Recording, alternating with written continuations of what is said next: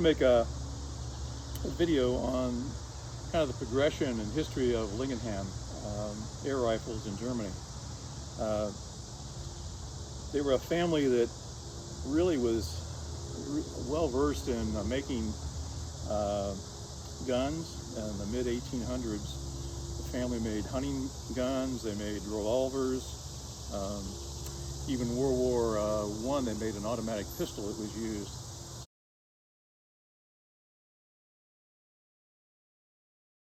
They were well versed in machining. They also became a pretty more diverse manufacturer. Turn of the century, it happened with a lot of manufacturers. They got into bicycles. At the turn of the century, everyone wanted a bicycle.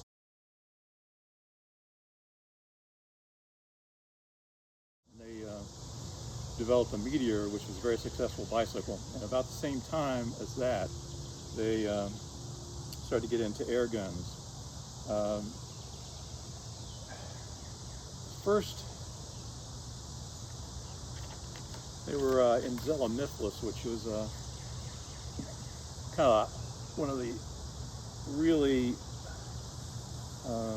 awesome cities for manufacture of arms and air guns in Germany.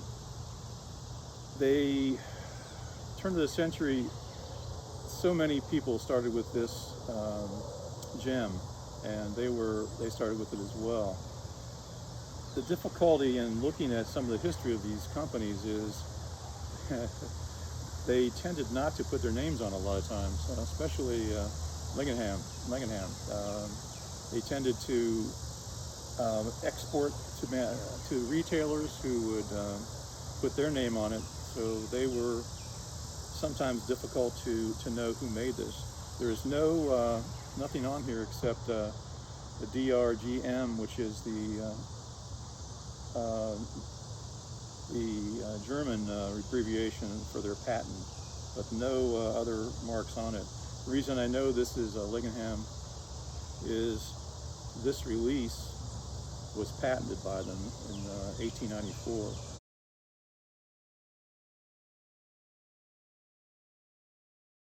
I have a picture of that.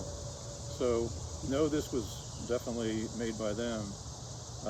Goes back, I put a pellet in here already. And interesting about these gems is the piston has no leather seal. It's all done by oil. And when I first got it, it didn't do anything. I had put oil in it, a little difference. So anyway, they were used a lot for just plinking. It was kind of the start of air rifles. They were imported from a lot of places. Further on, the other problem, it's continuing with the problem of not knowing who made what. These were, and they were made by the thousands. I think this is like 30,000, the serial number. This is a progression where they started looking a little more like a rifle that we would see. Very common, having that push button, breech catch, and these were smooth bore. Almost, well, a lot of them. I say the majority were smooth bore. Germany would use them. In Germany, would use them for parlor guns. They're not real powerful, especially this one, because of the little thing. And they would shoot darts. Again, nothing on here. This is a serial number 36,000. Nothing on here that says where it came from, but you tend to can see the consistencies of this is almost certainly Langenhan. Progressing on,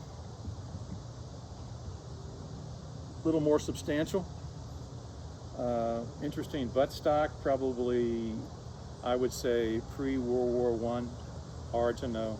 Again, that's part of the fun maybe, or detective work you got to look at, trying to figure out what's what, but definitely looks like a Langenhan to me. Same idea, push button. This is a 22, but darts as well, smooth bore, I bet. So you can certainly put a 22 pellet in it.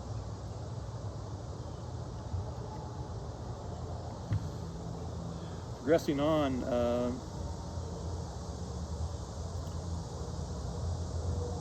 they started to get more sophisticated, as all the other manufacturers were, and Diana had a patent on the spring wedge breech block, or a breech block seal. And you know, it's typically used today when you have to hit the rifle to break that block. And so they came up with this, which they patented. So I know it was Langenhan as well. Push it down and it opens up. Really kind of cool. Instead of having to whack, just really fine machining. Pretty cool. This one also is smooth bore, not very powerful, and I assume for parlor darts as well.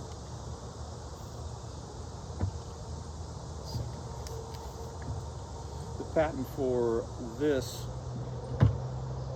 type of breech closure is 1905.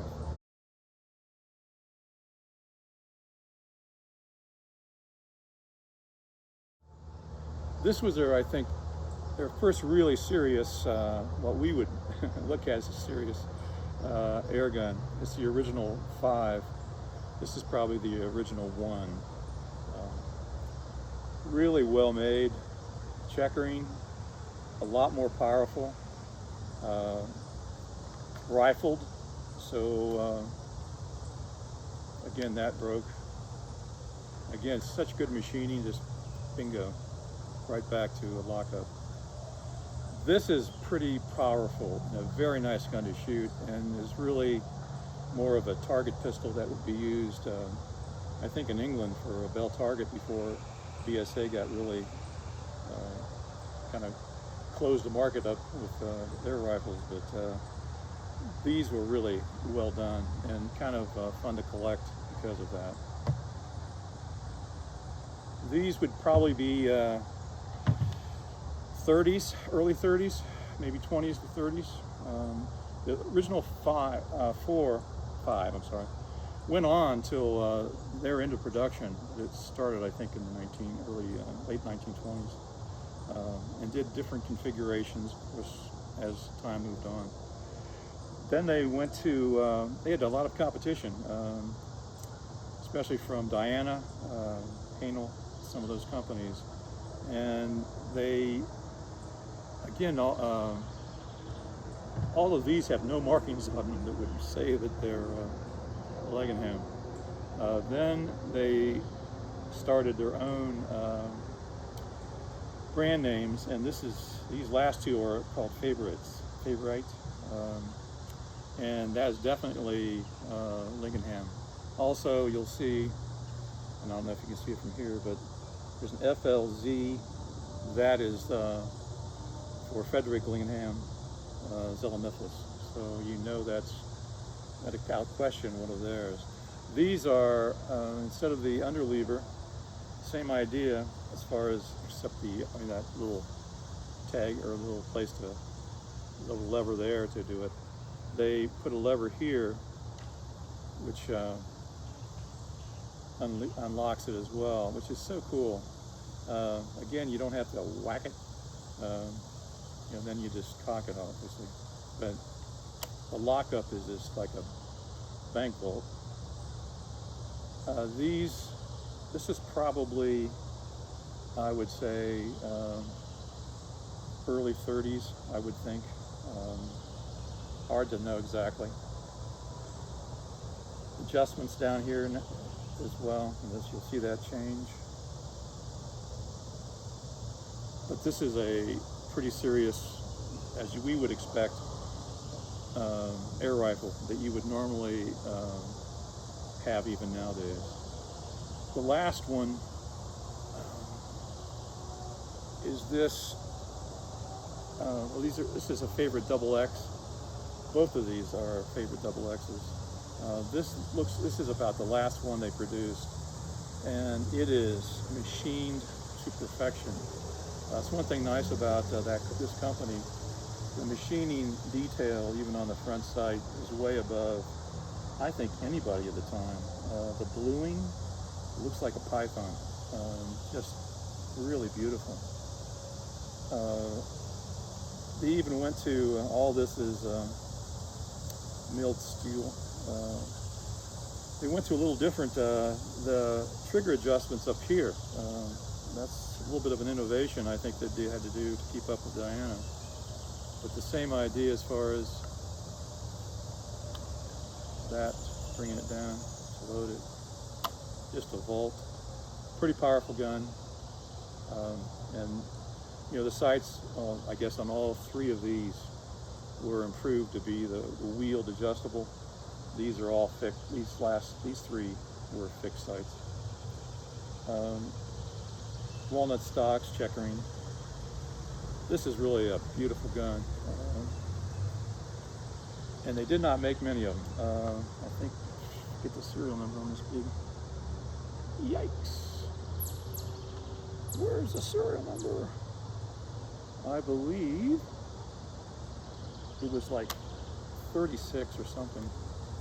Yeah, I can see it now. Did not make a lot of them. What happened to the company? Little thing called World War II. They ended up making machine gun parts, and after the war, they were in the Soviet bloc, so they were really dissolved because threw companies together at that time, and that was the end of them. So it's kind of fun to go back and try to recreate their progression. I love Zelomythilus guns. I collect Venus Walkenwerk, EMGE, I believe, and you know, Onstutz that was there too, but they didn't really do pre-war. But so many airgun manufacturers started in that area. It's fun to collect. This is pretty well a progression of their entire rifle line. I hope you enjoyed that. Take care.